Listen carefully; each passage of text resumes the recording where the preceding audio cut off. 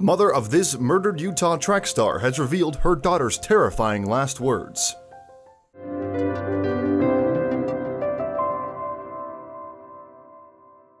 It's October in Salt Lake City, Utah, and college senior Lauren McCluskey is heading home after a night class. For weeks, she had been struggling with hassle from an ex-boyfriend, fending off attempts to lure her to a rendezvous. But as she talks to her mother on the telephone, someone approaches, leaving her to gasp her final words in desperation down the line. Lauren's life began on February 12, 1997, in Berkeley, California. But while she was still a baby, her parents Jill and Matt found work at Washington State University, moving their family to the college city of Pullman, Washington. There she showed an interest in active pursuits from an early age. In fact, when Lauren was just 8 years old, she entered her first track event with the Junior Olympic Association, and soon she was setting records across the board. Amazingly, by the time that she had started high school, she was already competing on a national level in both hurdles and high jump as well as multi-events. With 19 USA Track and Field All-American titles to her name, Lauren soon became a star at Pullman High School, earning state champion in high jump, and over the years, she continued to win more accolades both on and off the track. By the time that she graduated, the promising young athlete had a scholarship to the University of Utah in the bag. At college, Lauren continued to excel, competing in both high jump and multi-events. She delivered her team's 10th best performance of all time in the pentathlon. Meanwhile, she majored in communication, impressing her professors with her ability to engage and discuss in the classroom. According to those who knew her, Lauren loved making friends and seemed to enjoy an active social life at college. And on September 2, 2018, she was out at a bar near her high school when she met Melvin Rowland, an older man who worked as security at the venue. Apparently, they hit it off, and the pair soon began dating. During the relationship, Rowland came to see Lauren frequently at her dorm room at the University of Utah's campus in Salt Lake City. There, he socialized with other students and integrated himself into the young athlete's life.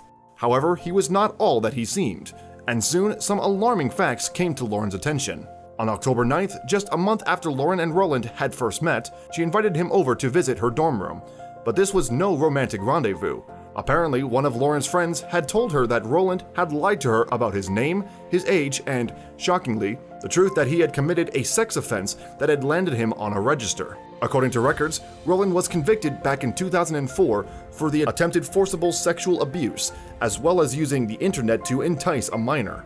While incarcerated, he confessed that he was attracted to young, vulnerable women and that he had manipulated them in the past. However, at a later parole hearing, he claimed that therapy had transformed his outlook on life. In 2013, Rowland was released, his name placed on the sex offenders register for life.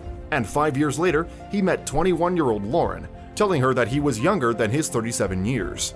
But when she found out the truth, she confronted him in her dorm room and broke off the affair.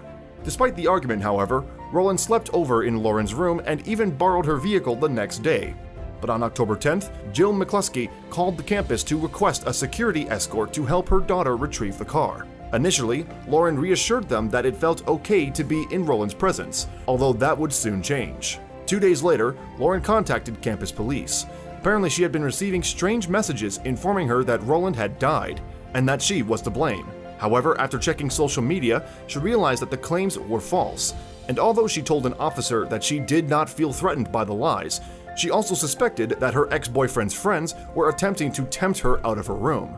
The next day, Lauren telephoned the police again. This time, she had received messages threatening to post risque pictures of her and Rowland online, unless she paid a ransom of $1,000. Afraid of her reputation, Lauren sent the money, although she also began working with a detective to put together a sexual extortion case. On October 19th, an official investigation was launched. But that same day, Rowland was captured on security videos at locations around the college. For 4 days, he continued to stalk the campus, presumably hoping to catch Lauren alone. And then, on the morning of October 22nd, she received another strange text. In it, someone posing as Deputy Police Chief Rick McLennan asked Lauren to pay a visit to the station. However, she was suspicious and emailed investigators with her concerns. Meanwhile, Rowland set up camp in the communal area of Lauren's dorm, where he spent the afternoon socializing with her friends.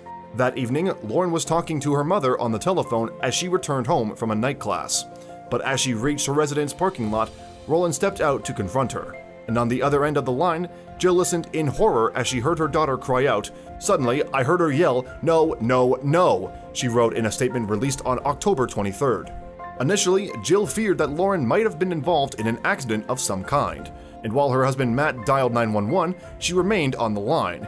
Minutes later, a passerby found Lauren's telephone along with her other possessions on the floor of the parking lot. Soon, police were on the scene, where they eventually discovered Lauren's body in the back seat of a parked car. She had been shot more than once. While police were searching for Lauren, Roland contacted a woman whom he had encountered while internet dating. Oblivious to what had just taken place, she collected Roland, and the pair went for dinner before visiting the state capitol. Afterwards, Roland showered at her apartment, but by the time that his date dropped him off, he had already been named as suspect in Lauren's murder, and the woman soon notified the police. In the early hours of the morning, the manhunt for Roland came to a head when police saw him in the city's downtown. After pursuing the suspect on foot, officers tracked him to the Trinity AME Church, where he turned the same weapon he had taken Lauren's life with on himself. Apparently, he had borrowed the gun from a friend after telling them that he wanted to show his girlfriend how to use it. As Lauren's family and friends struggled to come to terms with her senseless death, tributes have poured in to a promising athlete taken before her time. Meanwhile, some have questioned whether University of Utah police could have done more to prevent the shooting, particularly in light of Roland's criminal past. But were the authorities at fault, or was it simply a tragedy that nobody could have predicted? For the moment at least, the jury remains out.